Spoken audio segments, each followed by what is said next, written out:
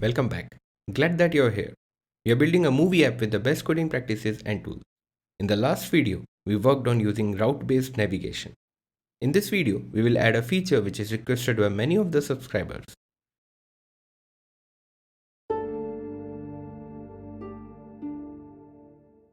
Authentication is always a key part and an important feature in any app. When I started with this series, I didn't think of adding authentication because motto of this app was to teach best practices and best architecture to create a scalable and maintainable Flutter application. But the APIs to fetch movies and their details all were using GET request. Many of you have asked how to make post API call. And fortunately, TMDB has some post APIs. Authentication is one of them. So there are two main reasons to do authentication in this series.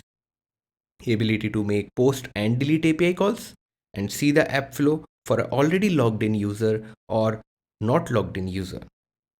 Well, login is one part that you do in any app and other is what you do next after login. To keep this video focused on post and delete calls, I am only showing how authentication will work for TMDB. In another video, we will use session to bring the account ID, rate a movie, add movie to watch list, fetch all rated movies, and fetch all movies in the watch list. Because these features are big, I decided to have another video for them. Before I move forward, let me make a small appeal. Due to a lot of office work, I am finding very less time from some months to create videos and complete the series. Many items are getting added into the series from your comments, and I have seen great response from you all. So be patient and please share this series with your friends or anyone who is new to Flutter. If I get more viewers for this series, it is better for both you and the channel. This whole channel is available to you for free and only income that I get from this is by advertisements. So please share it as much as you can. Okay, so how TMDB authentication works? There are two versions of TMDB API, version 3 and version 4. For all other APIs, we are already using version 3, so it is logical to first do authentication using version 3 only. Authentication using version 3 can be understood from this link. I understood the authentication by going through document multiple times and now I can explain you in easy terms. I would also like to inform that sign up into TMDB is not exposed to us. So we can only do sign in. So in order to run the app after this video, you will need a valid account under your name with which you can log in. By login, we literally mean that we need a session ID. This session ID will be further used to get the account details, rate a movie, delete the rating, add movie to watch list and bring the watch list. You can also delete the session ID. Now there are basically three steps to get the session ID. First, get a request token by calling authentication/token/new. This will give a request token. Second will be validate the username and password for your account by making post call, that is authentication/token/validate with login with the username and password and the request token that you received in the step 1. If you receive the token, that means the username and password are correct and you can proceed with creating the session. But if username and passwords are invalid, you won't get request token and won't be able to get the session ID. Now the step 3 will be with this request token that you have got in the second step, call the post API authentication/session/new to get the session ID. I hope these steps are crystal clear and now we can start with writing calls to these APIs by creating data source and adding post method to the API client. Open API client.dart and create a post method. In this method, this will take path and params. Here, params is the map, that is request payload, which will be passed in the body. Call the underscore client.post method with the path. We are using the same getPath method with the params being null. Because in our params, we will not have any query parameters, we will have only body parameters. Next, add body to the request with the params that are passed in the method. Keep the headers for the request. same as that in the get call. Now, if response is success, we pass the JSON response. If the response is 401, that is unauthorized, we throw an unauthorized exception which we have created. This is a simple fieldless class as of now, which implements the exception class. Last, we will handle any type of exception that can be thrown by POST API. Let's move to the data source. Now we are creating a new data source that will deal with authentication related API calls. Create a new file in data sources folder. As explained before, we will have 3 calls in sequence to get the session ID. So create the 3 methods. Get the request token, validate the username and password, and create the session. The response of first 2 APIs is same like this. So let's create a model to store this token.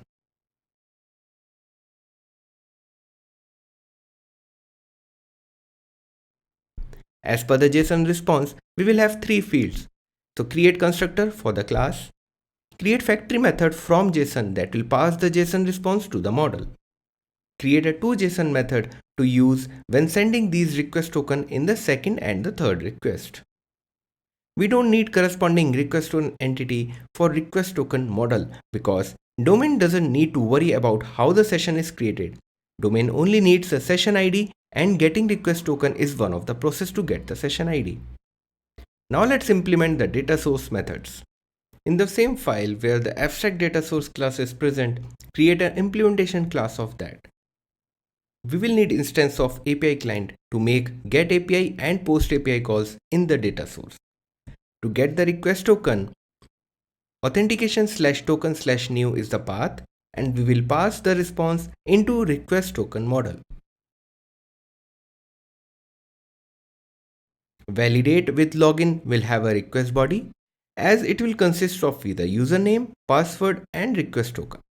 This is a post call and we will pass in params to the post method. Pass the response again into the response token model.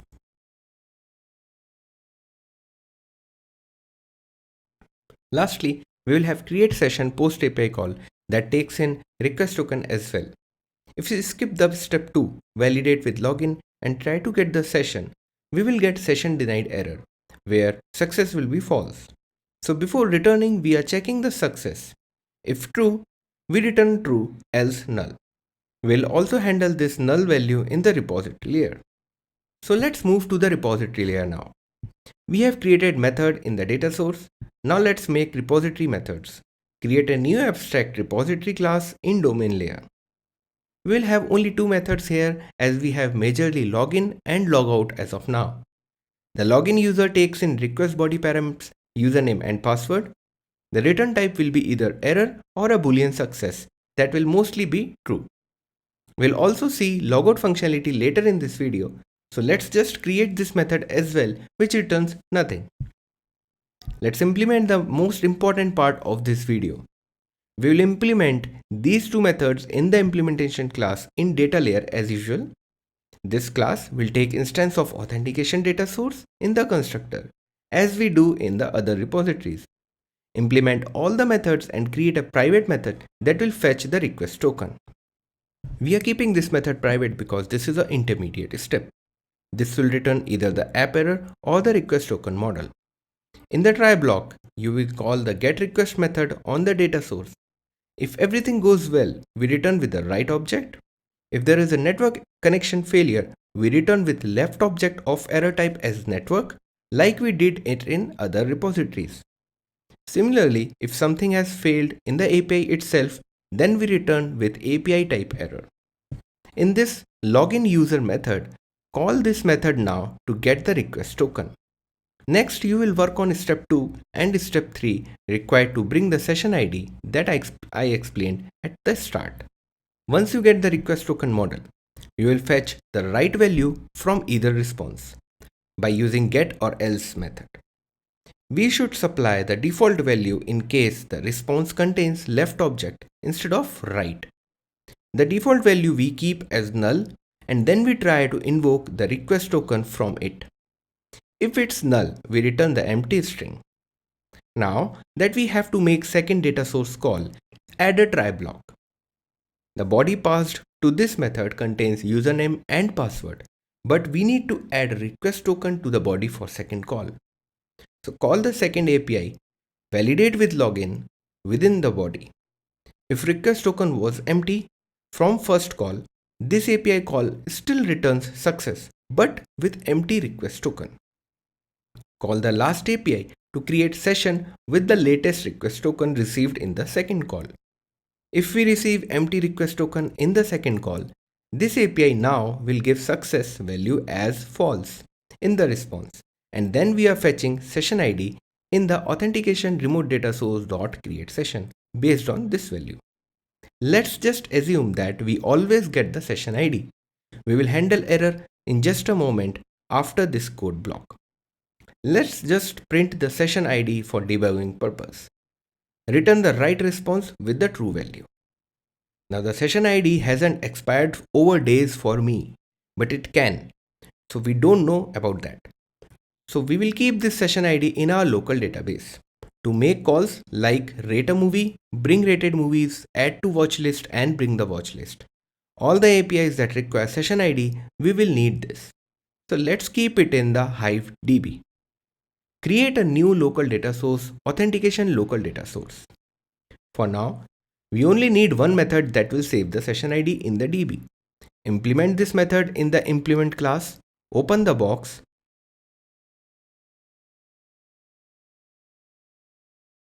insert the session ID in the box with session_ID as the key. Now let's get back to the repository where we will now call this method to save the session ID. Declare the local data source as well in the repository. In the login user method, after getting the session ID, save it to the local database if it is not null.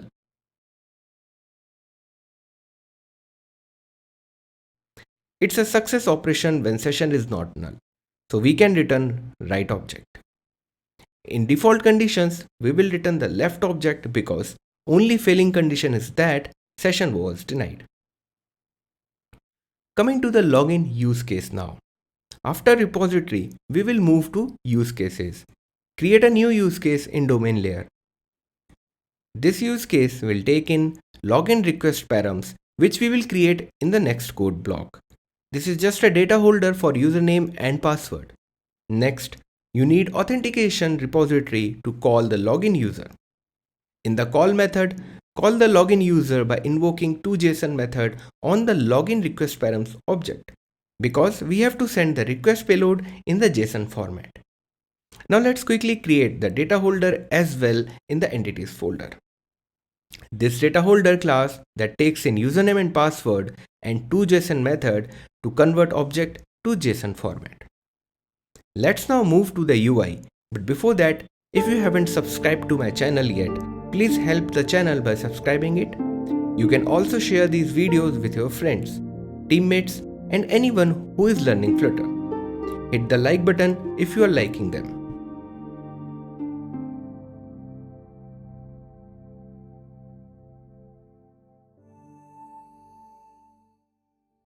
Since we don't have a register API, I have already created a basic login screen with 2 fields and 1 button. We will also have the validation messages when there is an error from the API call. Nothing much to explain in the UI, so I will quickly go through it. By default, we will now open login screen. So change the initial route to login screen and create another route for the home screen. Open routes.dart and make these changes. Let's create a new journey by adding a new folder login in the journeys folder. Create a new file login_screen.dart. The screen will be a stateless widget. Return a scaffold. Use the logo widget with some height and give some top padding to it with resize to avoid bottom inset set to false. This will not resize the screen when we open the keyboard. We will have more items below this logo, so use column and make everything in center. In the login form, we will add 2 text fields, 1 button and error message placeholder. Now before we go with UI, I have already added the translation of strings in the en.json es.json and translation constants file. Because let's focus on the main things for this video. You can anytime refer to the source code. Let's create the login form now. Create another file in the login folder. This will be a stateful widget. Declare two controllers for each of the field, username and password. Initialize the controllers in the init state method and dispose them in the dispose method. Now in the build method, use single child scroll view to support very small screen sizes.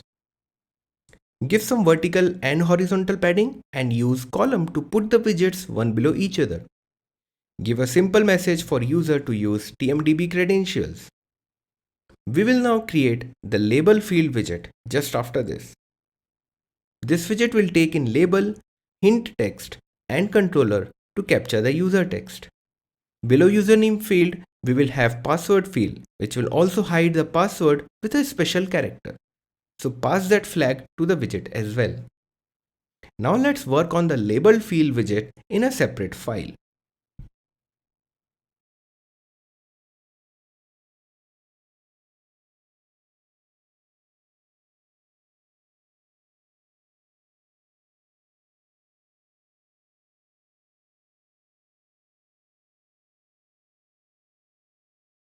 Not explaining step by step, but this UI will have a column to have label and field in vertical direction. We are using two borders, focused and enabled. For password field, we are also using a special character.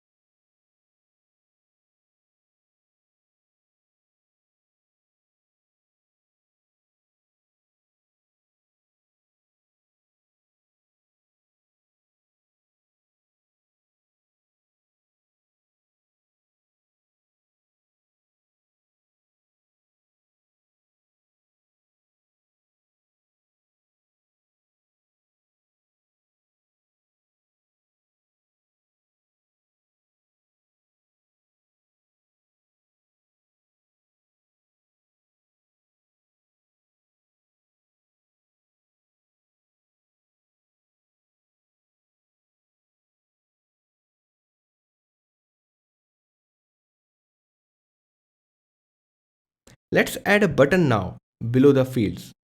I have modified the button with a small animation that will change the colors when isEnabled flag is passed as true or false.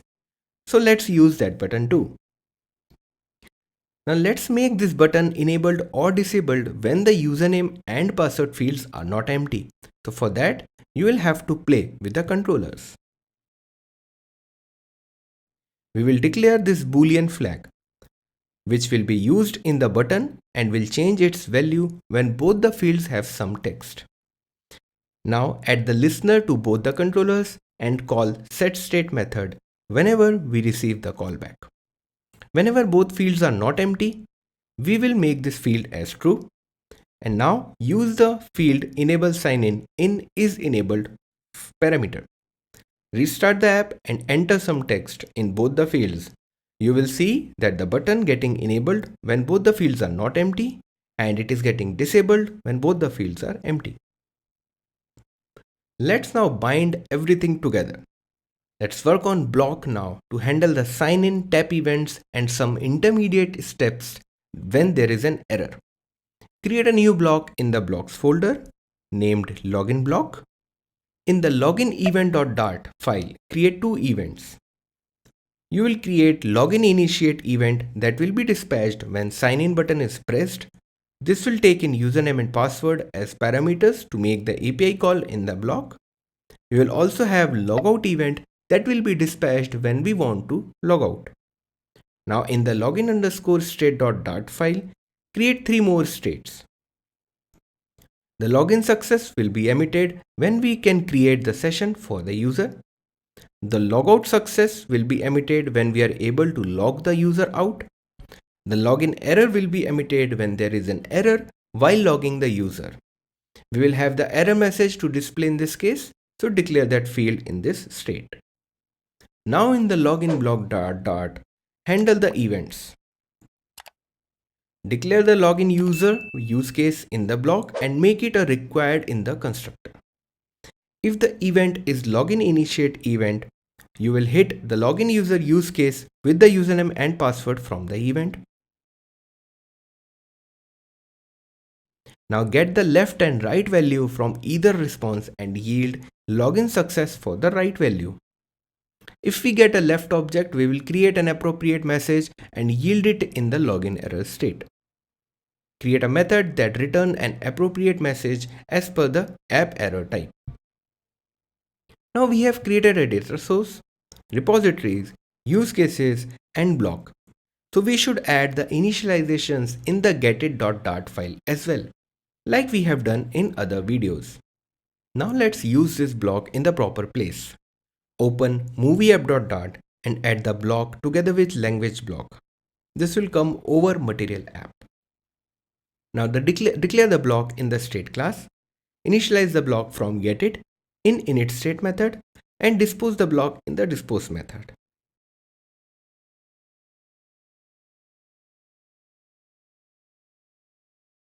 Use the multi-block provider now to accommodate both language block and the login block.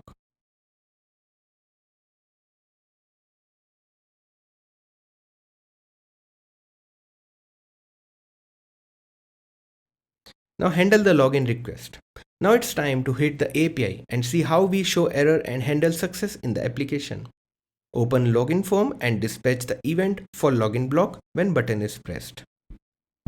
Dispatch the login initiate event with the username and password from the controllers.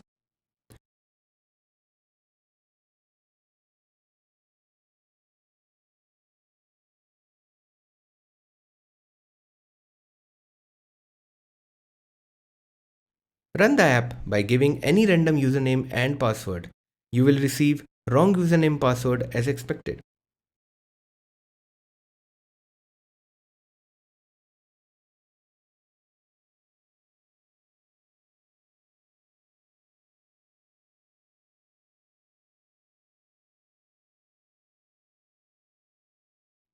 So let's consume this response. There is reason why I am saying consumer, because we have to deal with two scenarios here. First scenario, when there is an error thrown and we don't navigate anywhere but show the error message to the user. For this, we generally use block builder. Second scenario, when we got success from login and we navigate to the home screen. For this, we can use block listener. Now we need both these functionalities in the login form itself. So when we need both block listener and block builder, we can use one widget, that is block consumer, which can listen as well as build. So let's do that above the sign in button. Add the block consumer for login block. Use build when to reduce calls to builder. The condition to build is when the current state is login error. In build method, return a text widget with the error message returned by login error state.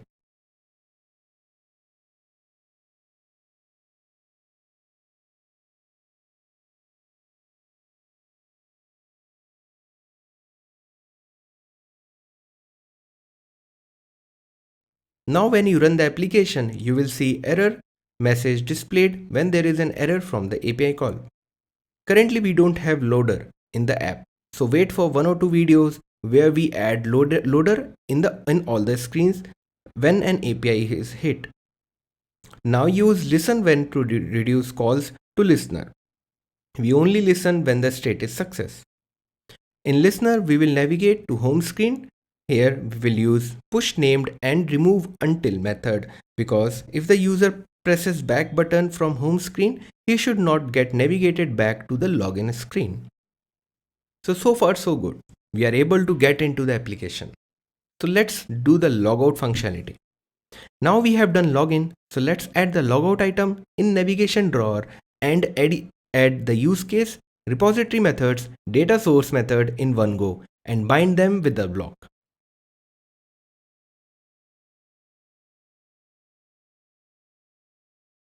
Now open navigation drawer and log out as the last item. On press of logout, we will dispatch the logout event.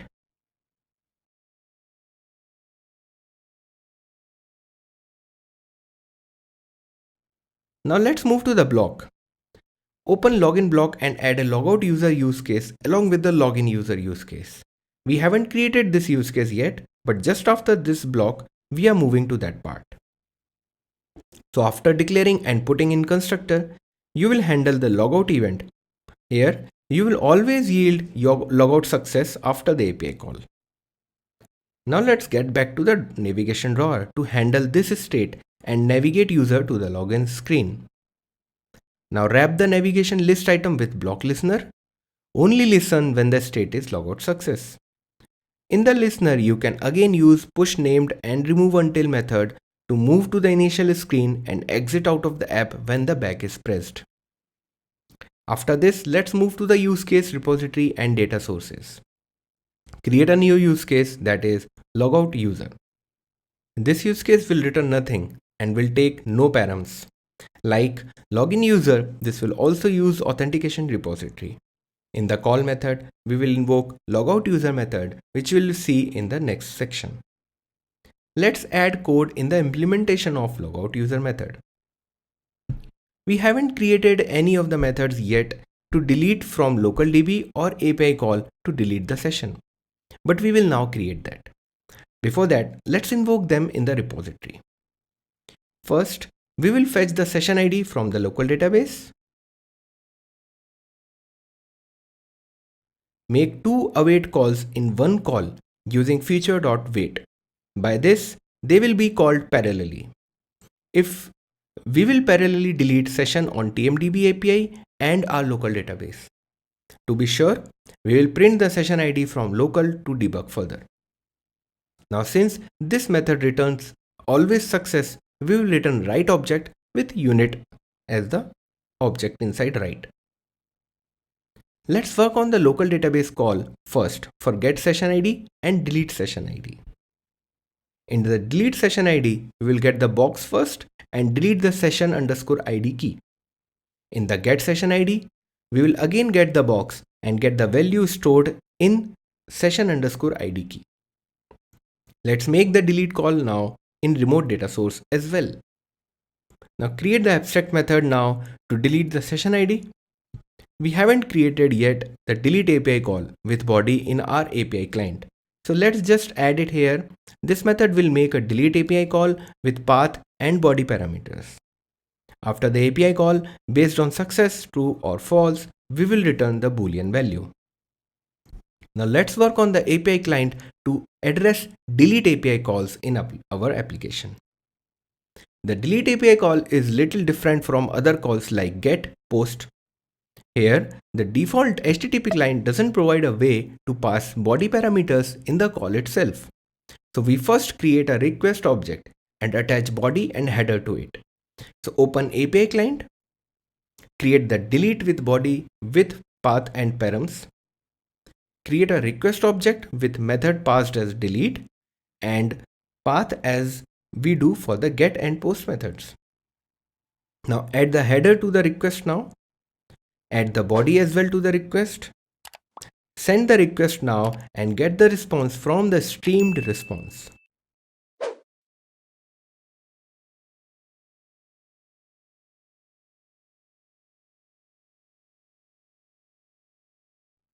Now handle the response based on status code like we have done at the start of the application for post calls. Now let's hit the logout button and see the overall flow.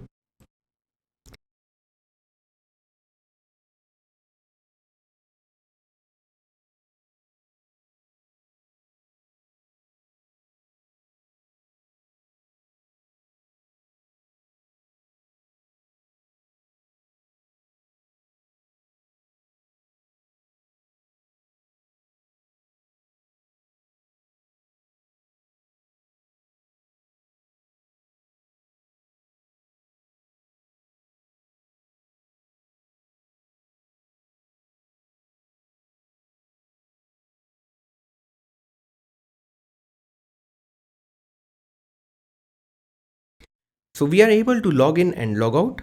And here is a quick recap of what we do in this video. Created a post API call, invoke it from data source, repository and use case. Create a screen to take username and password. Using block, we made the API call to log in the user and enter into the application after saving the session ID in the local. Then we logged him out by deleting session ID from local and remote. So what's next? Using this session ID, we can fetch account details of a user, can rate movies, can add movies to watch list, bring all the rated movies and bring all the watch list movies. I will see you in the next video. But I have two options for next video. Either we continue with what we can do with the session ID in the next video, or we first add splash screen and loaders and then take this up. And I leave it up to you to put under comment section and let me know what should I do in the next video. Thanks for watching.